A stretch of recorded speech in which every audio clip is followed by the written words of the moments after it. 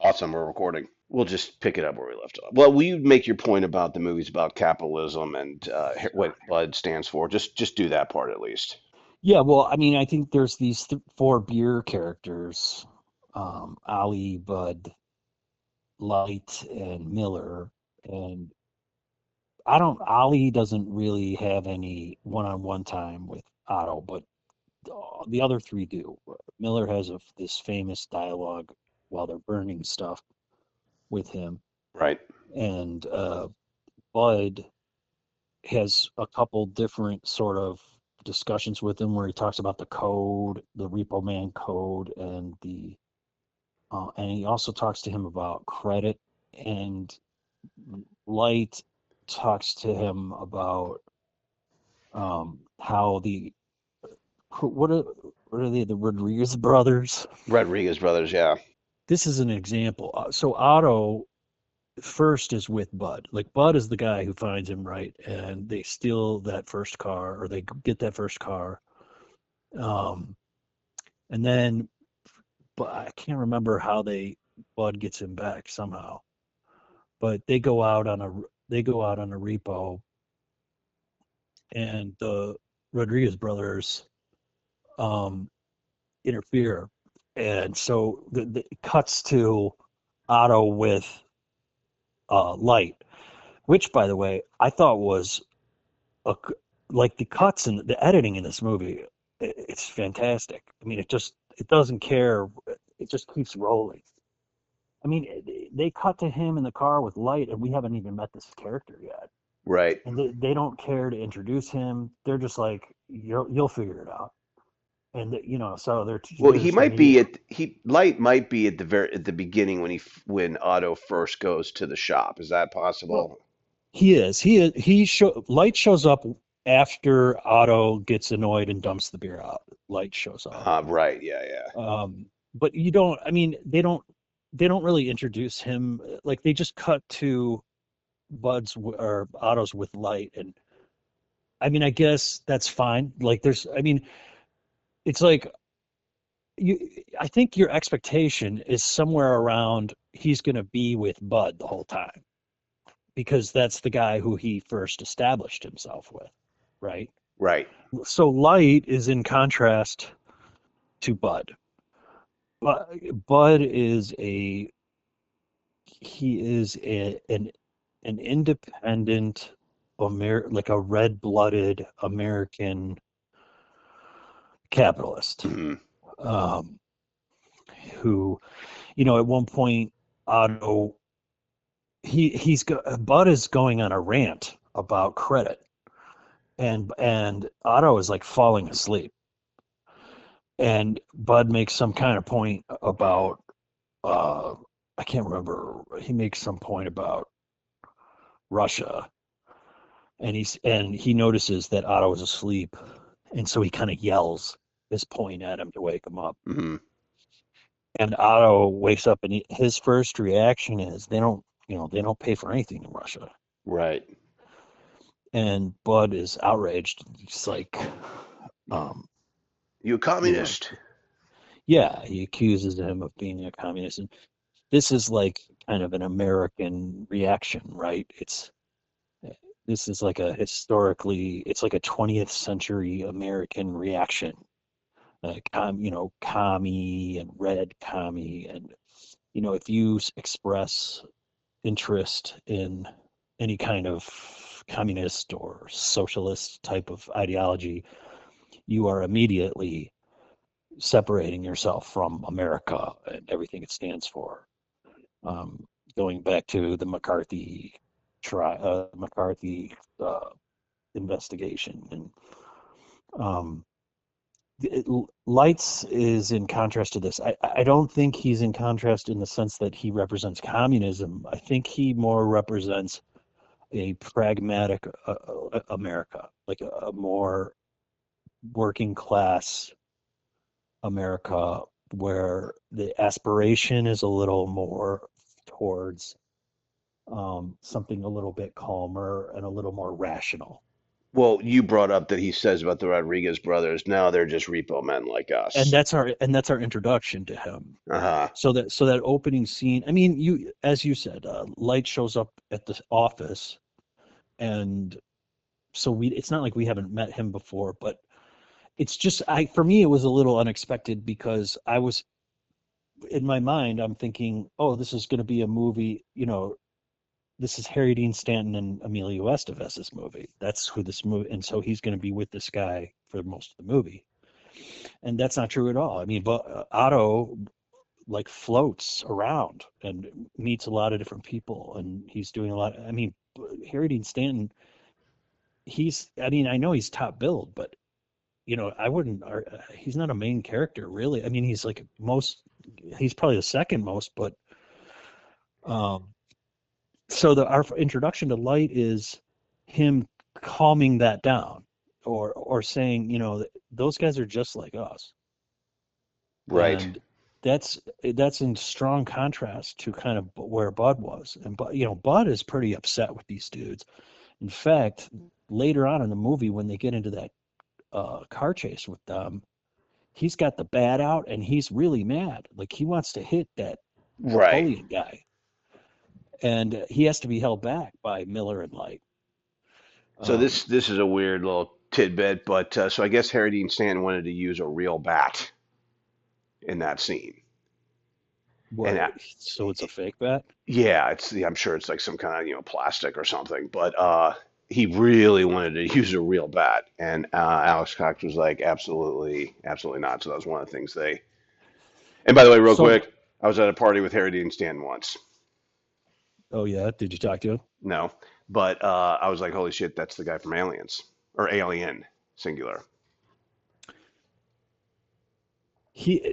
But Light, there's a couple Have you scenes with ever her. been to a party with Harry Dean Stanton?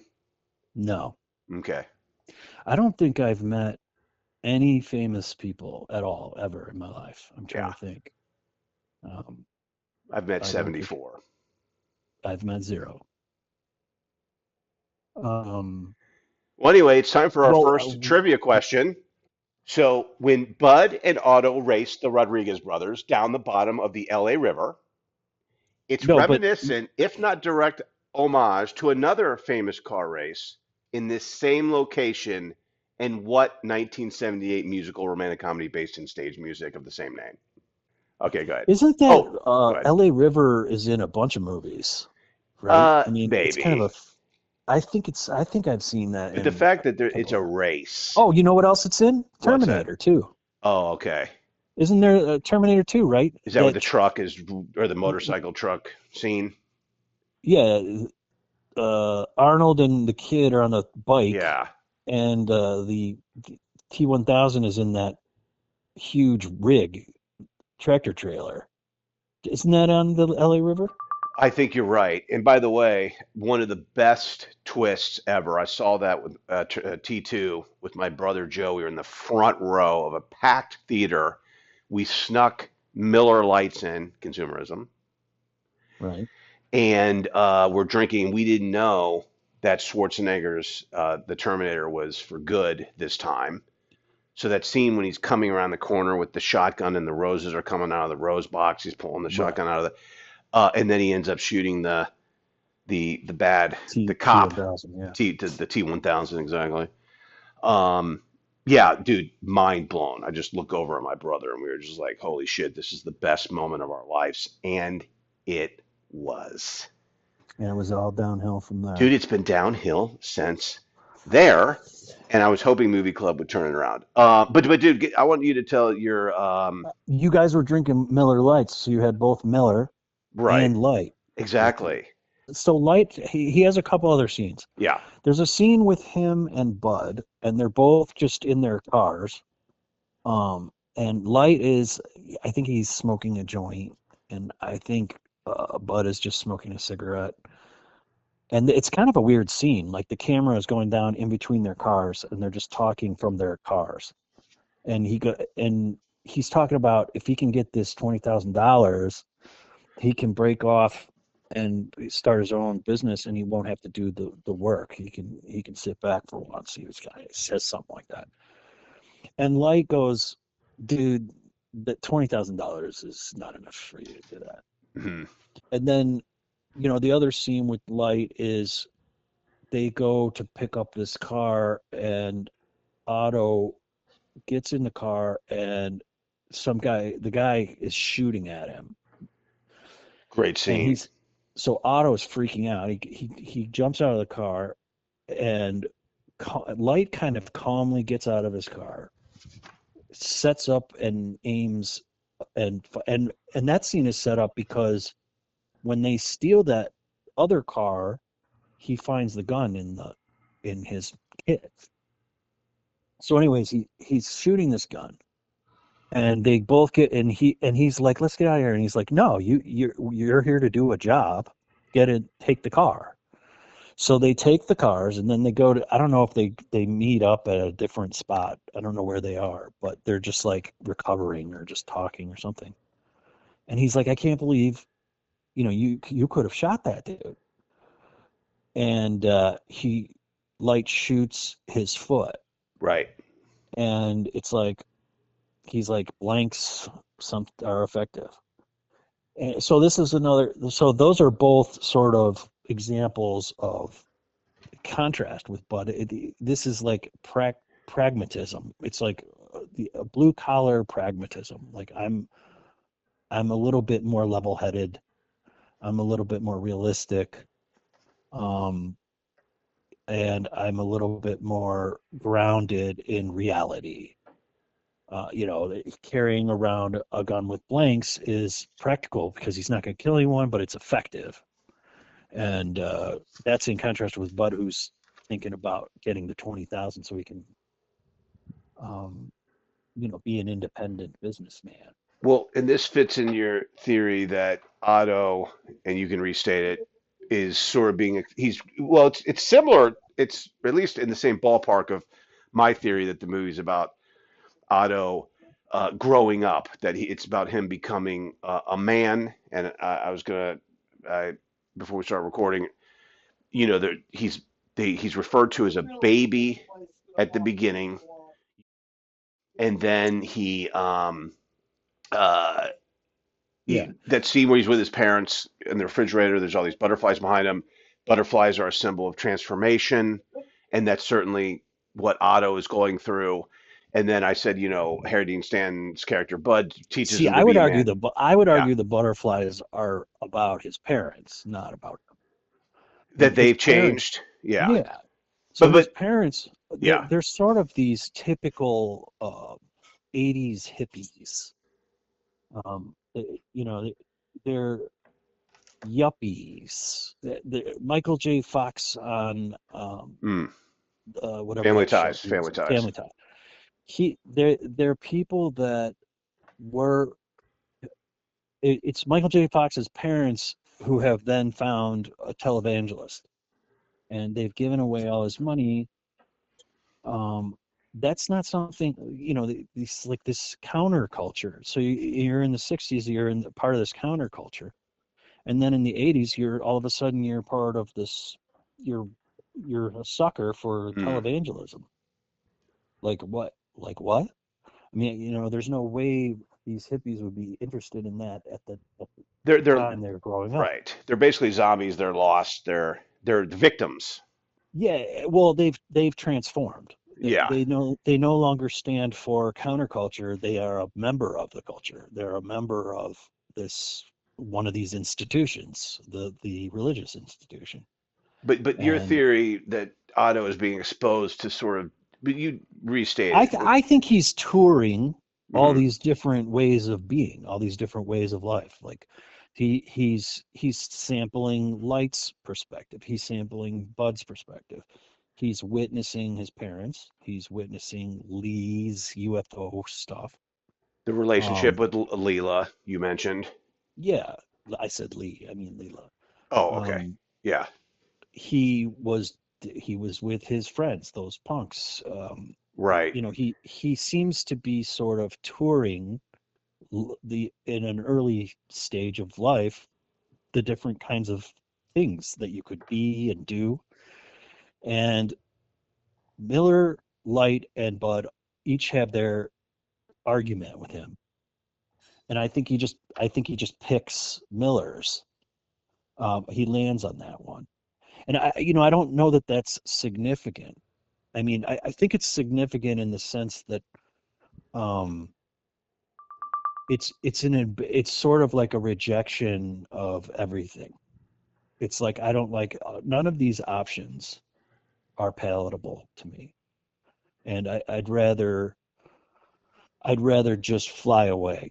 Right. Well, or is he flying away and rejecting? That's either a symbol of rejecting all of them or choosing a new path, and that's what you think it is, right? He's choosing the Yeah, well, I new. mean, you were talking about the first the first ending blowing up LA. I mean, that to me that suggests a total rejection Mhm. of all of these things. So he tours all these things, and he doesn't like any of them.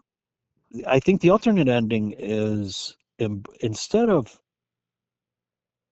instead of destroying everybody else, it's like I'm leaving. I'm getting out of here. And it's more that's more fun. And I think the ending is fun. He's laughing. There's a shot of him Yeah. looking out the window, and it's really kind of like they're zooming around these buildings, these skyscrapers, Right. and It's an ascension into something better. But you had said Miller's philosophy, right? He gives his philosophical speech earlier to Otto, and yeah, Otto dismisses it at the time because he goes, "Oh, you did a lot of acid, didn't you?" or something like that. But now here, I think you were saying he's this is his new. This is his he's trying something new, or slash rejecting everything previously by flying off with this dude in the radioactive car. Miller talks about the cosmic unconsciousness, um, the interconnectedness of everything, and Yeah, the lattice of coincidence. right.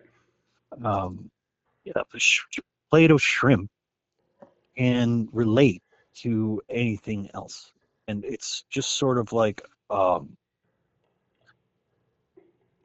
it's just a way of perceiving things that's it transcends any of these institutions. It's a way of seeing through everything Gotcha. at once. That's cool. That's cool. So yeah, so it's a spirit. He's choosing a spiritual. Exactly. And dude, you mentioned how he's like, did you take a lot of acid? This is kind of important because that's exactly how Bud would react to that speech. Right. I mean, this is how like American capitalists would react to somebody like Miller. Like you're on drugs. It's like I'm not even entertaining that thought. And he continues on his journey. So it takes him the whole movie to get to that to develop to have seen all these things and come all the way around. And so at that point, when Miller is beckoning him, the a light bulb goes off for him. Hmm. That like all people are getting shot, and Leila is talking about a relationship, and he's like, "Oh, this is stupid. Um, I just want to, I want to enjoy life." So they fly away, and By the that ending is fantastic, like with the music and stuff. It just every time I watch it, it's like I don't know what it is about it. Like the timing of the dialogue, like the editing is just fantastic. I don't know how they did that, and by I the don't way, know who that okay. editor is either. But Good question. Let me see who he is. I actually have it up at the moment. or if it's anyone important or whatever. What else But he's done. But yeah, it's cool. So for me, I'm an editor. I work in Hollywood. That's what I do. I meet famous people. I was at a party with Harry Dean Stanton. But I actually did not even really, other than the humorous jump cuts, like the speed, and then immediately jumping cut to them snorting speed in the car. That I just busted out laughing. No, But that I is didn't notice. exactly what I'm talking about. Yeah, I That's know. Yeah, exactly. well, okay, so I noticed that, but otherwise, they always say if you notice the editing, usually it's bad editing, but obviously not in that example. Well, they're comedic. It's comedic. Right. The I talked about this on the video, but he's talking about 60/40, and he's in the middle of his sentence. He asks him a question about who's 60 and who's 40, and in the middle of his response. So like while he's responding to him about who's 60 and who's 40, the gun comes up, and he changes what he's going to say. So I mean, in that brief, I don't know, 1 second, like the scene turns, and then he doesn't allow you to think about it. They just cut. They cut to the next uh, thing, and that that's comedic to me. Like that. Oh It's yeah. not that I'm noticing the editing so much as I like that it just moves on from that really quickly. So I'm Um, on. So the editor is Dennis Dolan, and IMDb says his most famous. He's known for Repo Man 1984, Bring Me the Head of Alfredo Garcia, which I have not seen, and Wolfen 1981. I don't know. Oh, I know that Bring Me the Head one, but I don't know the other one. but anyway, hey, props to him. I wonder if he's still alive. Bring Me the Head of Alfredo Garcia is Sam Peckinpah. Oh, is it? Yeah. I met Sam Peckinpah's son-in-law. Um, Was that a impressed pause? Not really. I mean, son-in-law isn't as good as Oh, Harry but Dean Stanton hey, at a party. that's true. Although I will say his son-in-law wrote uh, Coal Miner's Daughter with Sissy Spacek Oh, okay. and So he, in his own right, Tommy Lee he's Jones, and he wrote Walk the Line with Joaquin Phoenix, and he wrote the sequel to his name was Dennis Gil Dennis, and he wrote the sequel to Wizard of Oz, which I know was a big flop. He also wrote Gil Dennis one line in Apocalypse Now. Did I tell you that story? I think you did a He long was on time ago. set for Apocalypse Now. I don't remember exactly why, maybe as a writer, but I think he was just around, and maybe it's because, he was sort of, maybe he knew Francis Ford Coppola through his connections with Sam Peckinpah, but um, Francis Ford Coppola described the scene to Gil Dennis. He said, okay, Martin Sheen character, um, Willard, is going to be, this circus crazy sort of war environment, very trippy. Um, there's flares going off. It's at night. It's chaotic, and he's going to find his way into a foxhole, and where there are soldiers in there, and he's going to say to a soldier, "Hey, soldier, who's in charge Yeah, here?" that's right. And Francis Ford Coppola said, "You write me 5 responses that Willard can say." And one of them was "Ain't you?" And he handed Francis Ford Coppola the list, and Francis Ford Coppola looked at it and circled "Ain't you?" And it's a fucking classic line. Yeah, the roach scene. Yeah, he goes, get the roach, and there's like this awesome Jimi Hendrix playing in the background. I My favorite scene in Apocalypse Now though has to be when the Terminator is coming around the corner and he's pulling the shotgun out of the Rose box, and Rose is close up falling to the floor. Just Because kidding. you're not expecting it. Yeah. Well, and then the other thing I wanted to talk about was that Leela, but Go ahead. I actually don't understand Yeah. the Leela. I mean, Larry kind of cleared it up for me, I guess, a little bit. Like she's just she's kind of like a goldfish, you know. Yeah. What's that mean Like exactly? She's kind of just goes with whatever. Or she's she's just easily, yeah, impressionable. yeah. Like she's into UFOs, and then she gets kidnapped, and now she's like with the Now, FBI. now she's literally with the FBI torturing Otto, who's Yeah, supposed to be like her boyfriend, you know? that scene was funny too. And then and then in the final scene, she's like, "But I thought, what about boyfriend girlfriend?" And it's like, "What are you talking about? Like you were zapping him not 10 minutes ago." Like I don't. She's just like a. I don't know. But Like that's great. she's But kind of an that enigmatic character. I at least you need that because otherwise you would feel bad if when Otto rejects her at the end because she's like, "What about our relationship?" And he goes, "Fuck that." But like he's justified in doing that because she's betrayed him. But yeah, he rejects he rejects. So my view was But he's not rejecting her.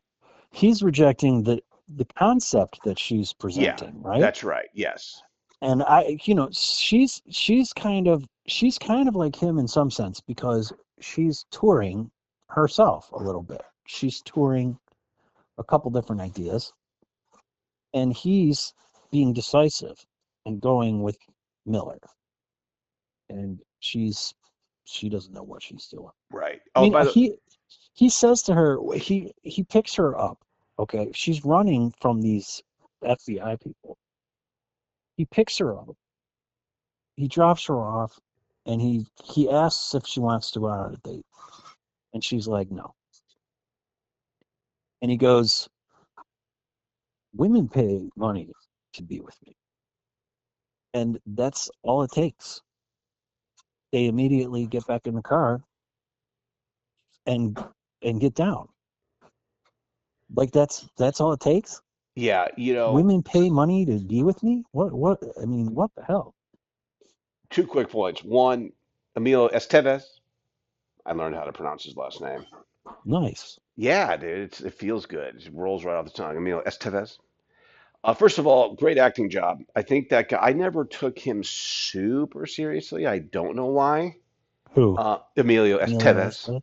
Estevez.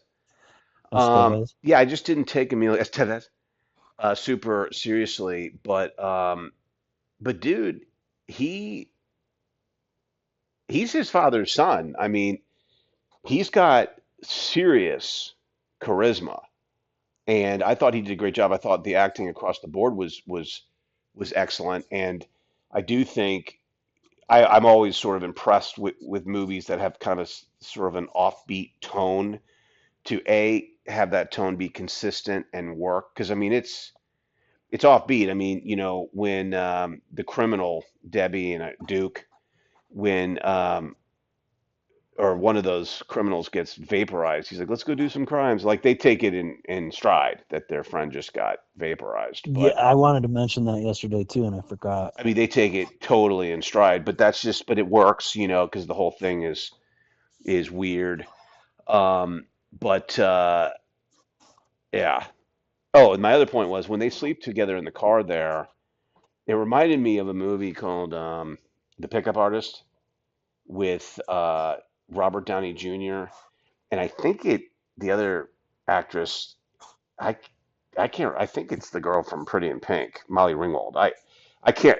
Maybe it's not, but it might. I can't remember. But the point is, he sleeps with her in the first scene of the movie. So it's about or very close. He's the pickup artist. He's this total ladies' man, and this is I'm sure in the '80s. And they sleep together. I mean, he picks her. He succeeds in picking her up. They sleep together, and um, in the morning, he's sort of starting to give his I'm blowing you off now. This is what I do.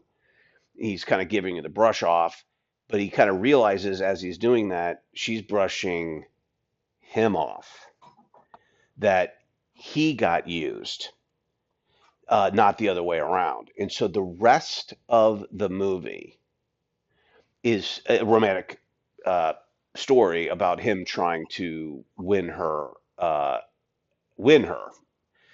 But dude, and this may be my, somewhat conservative, with, of course, just growing up in Indiana, it's a little more conservative. We were Kennedy Democrats. So we're not some right wing crazy nut job freak show. Right. Um, but I, it was hard for me to. I was like, he already slept with her. Like it felt dirty to me. As again, now mind you, I'm a kid seeing this movie too. It was like the '80s. I was pretty young, but I was like, whoa, what? But they already slept together. Like I don't know. It was just so weird to me. And it anyway. But that's what that kind of reminded me of in Repo Robert Man. Downey Jr. and Molly Ringwald. I thought it was Molly Ringwald. Yeah. What year was that? 1987. Okay, so '87. I was 2 years old. So I was young, and You yeah, were 2 years old in I was 1987. 2 years old in '87. So yeah, I was just sort of like just to me sleeping together in the first scene kind of ruined it for me. But I was an old-fashioned 2-year-old, Right. old-fashioned sort, As old-fashioned being from Indiana. from Indiana, 2 years old. That to me was just a bridge too far for me to like get into the romance after that, after they've already betrayed God by I never saw having that movie. premarital sexual relations. I saw Robert Downey Jr. one time. He was at one restaurant over. It was before his huge comeback. But yeah, he was. I was at that bar, Birds, where we've been, and it was one restaurant down. He was just sitting outside with some dude. I'm like, holy shit, that's Robert Downey Before his Jr. huge comeback, you're saying? Yeah, it was kind of because he was away for a while. Remember when Yeah, I he mean, woke up and a stranger's or some stranger found him and he was doing drugs and stuff, I think. he broke into someone's house. So if you're whacked out of your fucking mind, this apparently happens, but you just break into someone's house to go to sleep. And maybe you think it's your house, maybe you think The you're weird locked thing out. about that is he's not the first dude to do that, you know? Like, No, definitely not. I think Um, Margot Kidder did that. oh, really? Just broke into someone's house?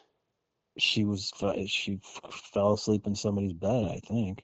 I don't Jesus. remember the details, but Uh, someone was trying to get into Brinning's house, by the way. So this guy so he lives right by Broad Ripple, that strip of bars. yeah, And this dude was just smashed trying to get into his house.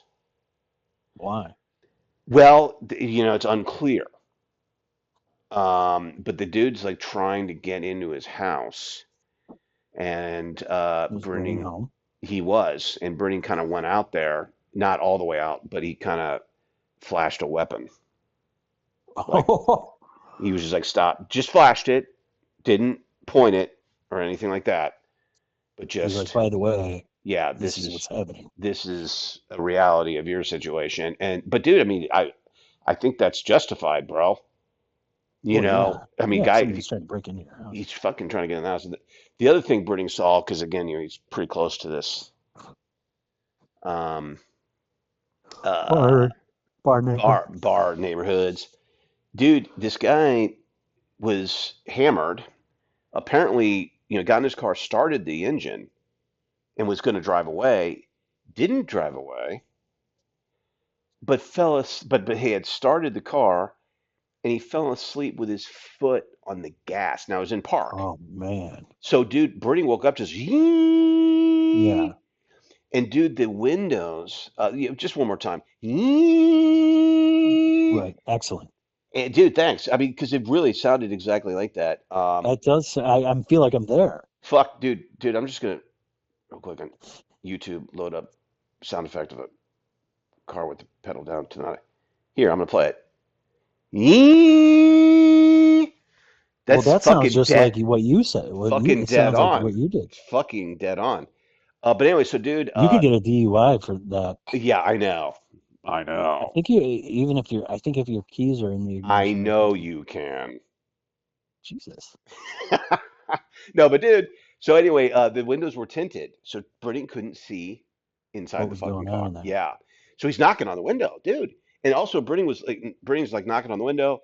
Britting also was like scared the car was gonna catch on fire, and it fucking caught on fire right when it catches on. Because Britting called.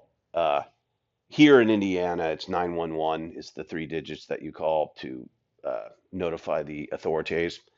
Oh wow, that's pretty Yeah, dude, convenient. it's super because, dude, you don't want to look up like an 800 number, like someone's fucking It would trying to take break in you your. too. It would take you too It would take you long till. to It look needs it to up. be an easy. So Indiana, that was one of the smartest things this state has done.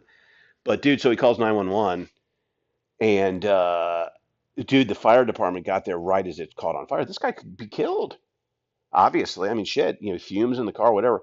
So, dude, were rolling up, and to be honest with you, I can't remember. The guy ended up being okay. I can't remember the exact end of the story, whether they broke a window, but I think actually, now that I think about it, the guy kind of woke up and got out of the car. But the fire department, put the fucking and That's and crazy. and then, dude, after it was all done, it was all done. The kids, sitting at the back of the fire truck, and they're Brining flashed his weapon To let him know just to let what everyone what know the situation was. what's going on here. But anyway, so we got slightly off track there.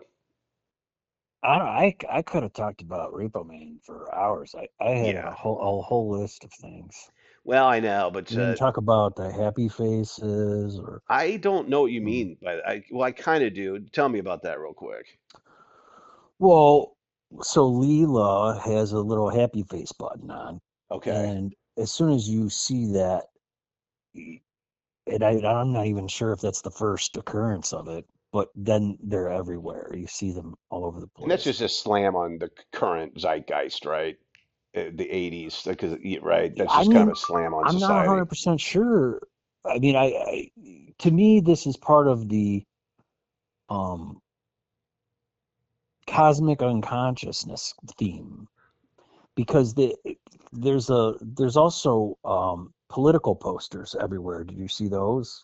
Um, I remember the political, because Larry brought it up last night, but on the news they were talking about, and I knew that that was some sort of political, social commentary, no. but But this is fictional in universe. There's little. It's like for state no, I did not. representative. I did not notice that. His name is Harry Mace, I think. I can't Harry something, but it's a play on Happy Face. Okay, It's like nice. Harry. I can't remember what it is. Um, they like the doctor. When they go into the hospital and get in the elevator and knock out those two doctors and put on their outfits. Yes, You know what I'm talking about? yes. Well, um, the jacket that Otto puts on has a happy face button on it. So, and so, like I was watching a movie, I had to rewind it to see, and it's true. The doctor has the happy face button on the white coat.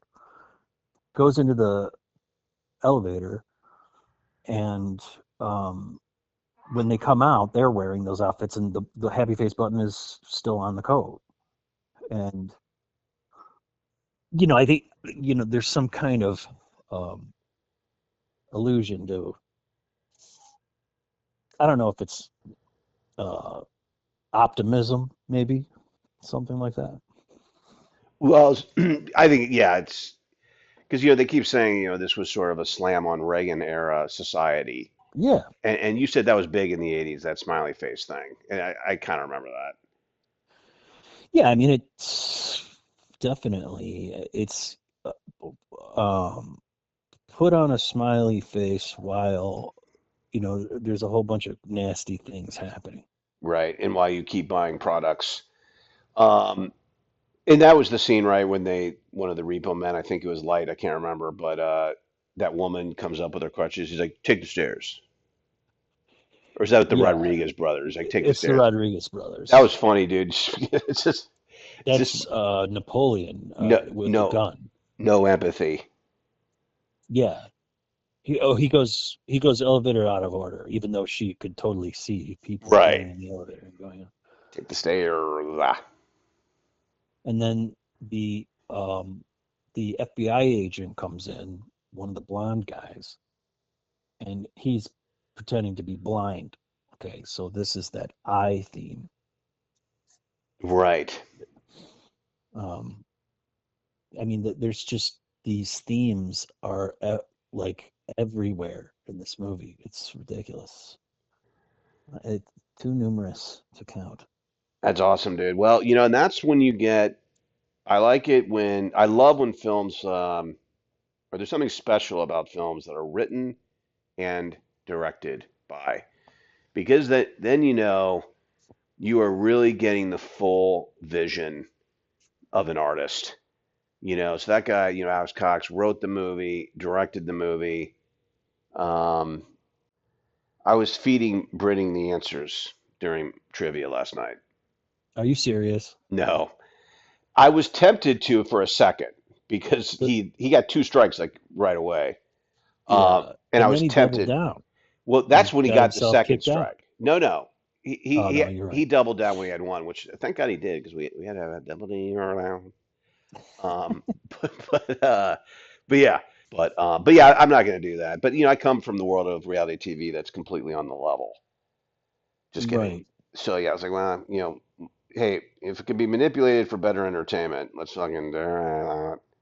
But but yeah, Curated reality TV. yes, reality TV itself is an oxymoron, obviously, but that's a discussion for another time. Dude, Alex Cox wrote Fear and Loathing in Las Vegas Oh, really? I didn't know that. because I think you said that before we started recording, and I just wanted to get credit for Yes. that. Meals. We haven't said meals in a while. He he co-wrote it. I mean, I don't know if it's one of those things where the script got like rewritten a bunch of times or if it Yeah. was, I don't know how that works, but he's on there with like three other people or two other people or something. Well, he's an interesting guy, dude. And like I said, I say Alex Cox, and I started watching Sid and Nancy last night, but it just feels heavy. I just have a feeling I'm going to be in the gutter for almost 2 hours. I think it's an hour and 52-minute film. And like, dude, I believe me, I'm really well. I'm one of the main reasons I want to see it is Gary Oldman. Um, but yeah, it's going to be. I'm going to feel like I'm in a fucking heroin stupor, basically. And I know what that's like, and I You don't could want to. watch Fear and Loathing in Las Vegas afterwards. I don't Or think you I've could seen that more than once. So yeah, that'd be a good rewatch. Terry you Gilliam directed that. Terry Gilliam, yeah. TG. Uh you could and then you could watch Leaving Las Vegas Oh my God, I'll never see that movie again. Never. with Elizabeth Shue And and Nick Cage. Nick Cage, sorry, not Nick Nolte. Yeah, dude. Yeah, that is a movie you don't watch twice. He's sitting there he's sitting there eating white rice. Oh my God. I don't remember that scene, but I can already sort of She's imagine. trying to get him to eat. And he's smashed or And hung. Yeah, he doesn't want to, he's trying to live. kill himself. Right. And she's trying to, you got to at least eat. And he's like, I can't keep anything down. Jesus. And And why does he want to kill himself so badly? I think the movie opens with, Well, him buying alcohol, I think. right, but I think we find out something devastating happened to him. Like I think, lost his wife or something. I thought it was about his career, but I don't remember. I don't remember. Yeah, It's yeah. Mike Figgis, I think, directed that movie. What else has he done? I don't really I know don't that think a guy. lot. I think he has at least one of I'm gonna look him up. Internal Affairs. Oh, that's weird. Uh, I don't recognize some of these movies. Time Code, Suspension of Disbelief. He hasn't done a movie since 2012. Time Code, The One Night Stand. I don't recognize. Internal Affairs is the only other one I really recognize. Terrence Malick came up in my news feed because he did Badlands and something else, and then he disappeared for 20 years before Thin Red Line. He literally didn't do Yeah, anything, so that thought that was kind of interesting. and then he rocked out a whole bunch of movies. Did he? Yeah, I mean he's made like eight movies or seven movies since then. The Terrence Malick, there was a a true film subreddit thread on him where people were ranking Terrence Malick movies, and I was interested in that because I like him, and I know you do. I was I've, kind of like agreeing with the way people were like ranking his movies. it took me fucking like 10 years to finally watch Thin Red Line because, as you know, I started watching it and quit. I was like, no, I'm It's not your type of movie, dude. no, but It's yeah, because it's intellectual and smart and spiritual. not. It's not intellectual. No, It's but just dude, it I doesn't was have like, story how structure, which is how what long are we you gonna are interested fucking like, yeah, the grass blowing in the wind. I was like, in. Yeah, I mean Jesus, it's we're it's 4 minutes into the existentialism. film, and they're still setting up grass blowing. It's existentialism. I know, but still, but yeah, no, You're but you, I got into you're it. I got into it enough. you're a story Story guy, genius guy, story guy, yeah. and existentialism isn't really a story. It's just No, it's about not. being and that kind of thing. Well, What see, life is like. that's the thing about Dunkirk. So that's like an experience film, right? Like you're in war for an hour and a half. And dude, it was incredible. Isn't that Christopher Nolan? Yeah, But you know, dude, it's an incredible achievement.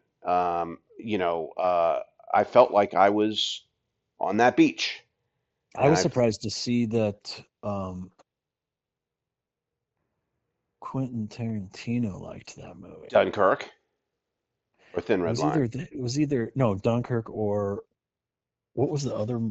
Wasn't there 19, 1918? yeah. So that was another one, but that was the one sort of continuous shot idea. Yeah, I can't remember which one he said But he liked. Dunkirk, dude, and Christopher Nolan's amazing. But I was like, okay, so it's like I I'm was not a huge Christopher Nolan fan, to be honest with you. I'm psyched about the Odyssey coming up. Um, I'm not. I'm definitely gonna see that in the theater, and I I'm not gonna. loved I'm just gonna not see it. loved Batman Begins.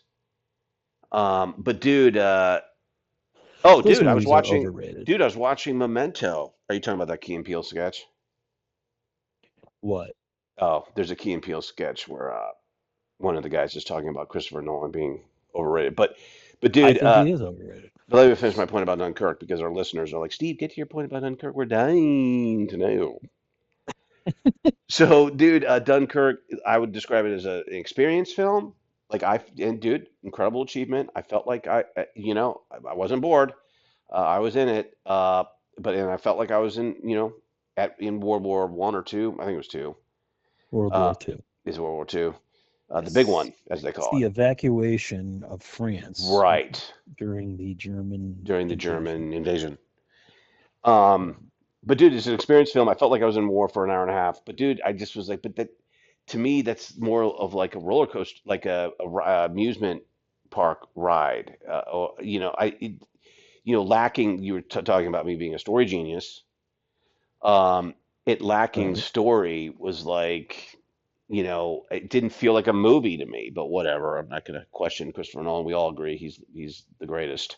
I mean, I those Batman movies, Are they're unbelievable, and I know you they're agree. good. They're good. I mean, They I are. enjoy them, but I don't understand why people are losing their mind over them. That doesn't make sense to me. They're good.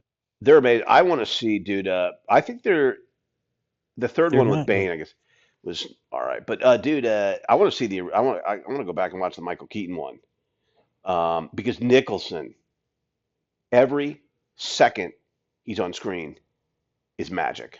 Period. End of story. And Michael Keaton holds his own for sure. But Jack Nicholson, oh my God, he's just he's so amazing. He is really good in that. I'm trying. The director's name is escaping me all of a sudden. Of Um, the original Batman. yeah, I don't know who that is. Oh, Tim Burton. it Tim Burton. Yeah, and then I don't. Did Tim Burton do the second one or? Yes. And dude, I've got an article set aside that goes into I forget. Isn't it called Batman Begins? I don't. No, that's Oh Christopher shoot. Oh, Nolan. sorry, my bad. Returns maybe or There you something. go. There you go. Dude, there's this article about how great of a film it is, and how it was way underappreciated. Uh, and again, I didn't read the article. I kind of set it aside, but dude, it made me want to rewatch that. So maybe I'll rewatch both of those bad boys because I have no loved ones in my Danny life. Danny DeVito Danny DeVito is the and Penguin. Michelle Pfeiffer. Michelle Pfeiffer is Catwoman. Oh, that was another Repo Man. Just to bring it back to Repo Man, dude, there was a sequel, Well, it's not an official sequel. but didn't Alex Cox write it? He did, but he doesn't own the rights to the IP, so he shares the rights with Okay, the studio. So they were like, no, you can't do that. I wonder what if Larry saw it. It's called Repo Chick. Yeah, so I was reading about it, Yeah, and they don't like they're he's not allowed to like reference the earlier movie in any way at all that's because annoying. he wasn't given That's so. permission. Why wouldn't they give him permission? So Repo Chick is like not Completely it's different. disconnected. Now there's some of the same actors in it, but Cool. they're not the same characters, and That's weird. there's no reference to the other movie, and apparently it's not very good. But I didn't see it myself, so I guess I can't Ah, say yeah. I that. wonder if Larry saw it. But yeah, you were talking about me being a story genius, and it made me think. Just kidding. So, dude, well, that was good. Good talk. Didn't get a whole lot of players last night, but I'm not going to wallow in Yeah, that I mean, defeat. I know you prefer fewer players. if you mention it 4 times, then you're not wallowing. If you venture to the fifth, I think now you're starting to wallow. Well, it is a little bit of a drag. I don't Just think kid. it's I'm that just big. kidding, dude. I'm just mentioning it a fifth time just to be a smartass. But cool, man. Well, Well, then dude. you're wallowing. I mean, Well, that's that your was the problem. joke. Now, if you go into a sixth, Well, that would I don't know what you that call that. I'm not I'm not going to do that. Would have been nice to have a few more, but It would have been nice to have a few more people show up. well, it would have been.